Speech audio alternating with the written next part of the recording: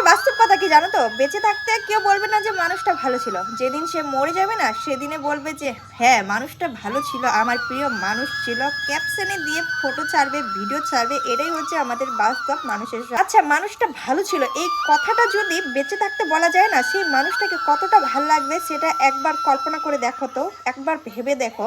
মরে গেলে তো সে দেখতে পায় না, অথচ আমরা তাকে ক্যাপশনে দিয়ে দিই মানুষটা ভালো ছিল, আমার প্রিয় মানুষ। সেই জিনিসগুলো যদি আগে করা যেত তাহলে কতটা ভালো হতো, তাই না? পার্সোনাল জীবনে এমনটা হয়ে থাকে যে কেউ যদি হারিয়ে যায় তখনই বলবে যে মানুষটা ভালো ছিল।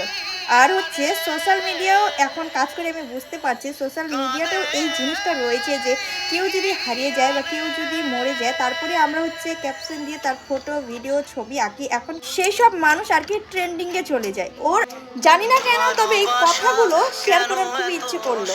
শেষে একটা কথাই বলবো যে থাকতে মূল্য দাও, হারিয়ে গেলে সে দেখবে না।